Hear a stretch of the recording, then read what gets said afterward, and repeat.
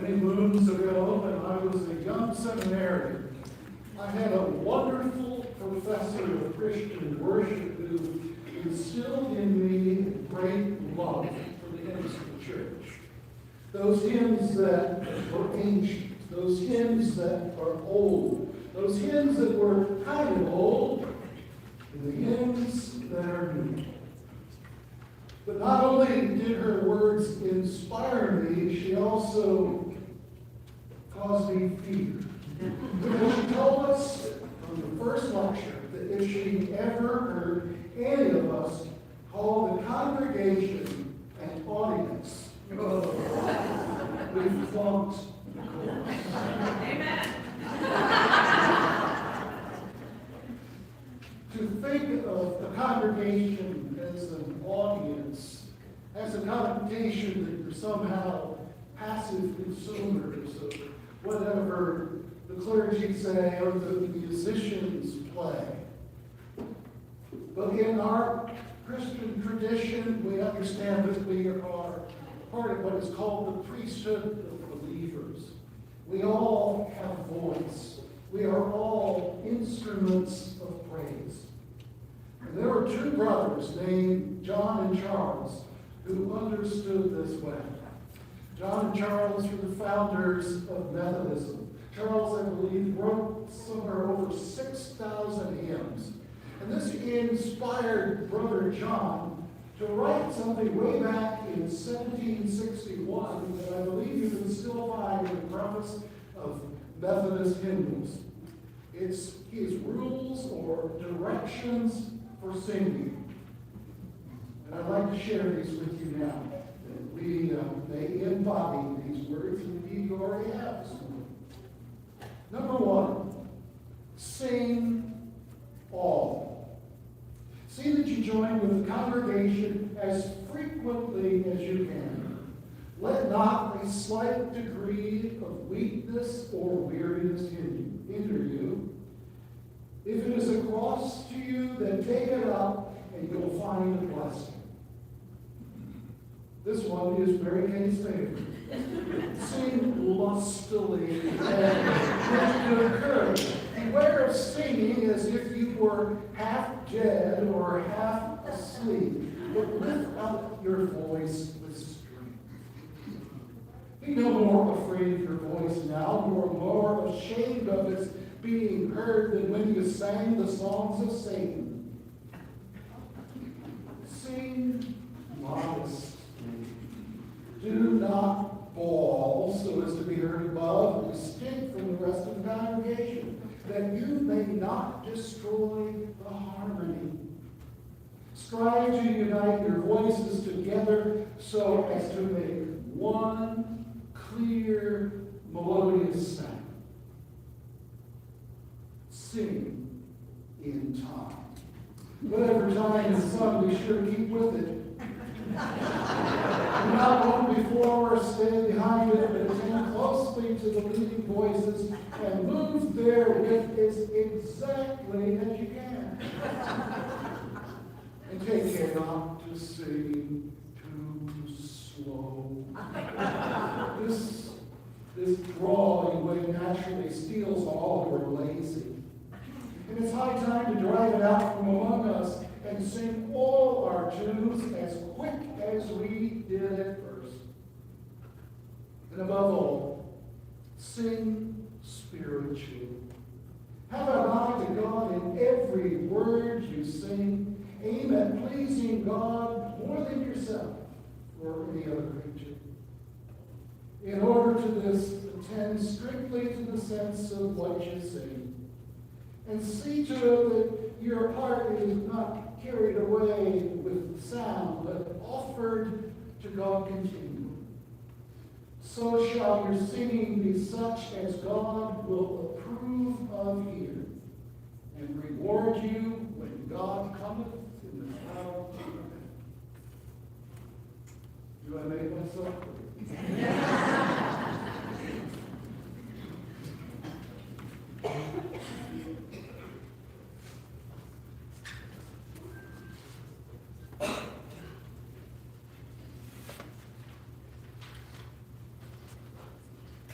So we are going to hear from a combination now of the praise ringers and the vocal ringers. And they are kind of the prelude into our opening hymn, which is Joyful, Joyful, We Adore You. So we'll let them play, and then on my cue, when you see Mackie stand up, we'll invite you all to rise in body and spirit, and we'll sing.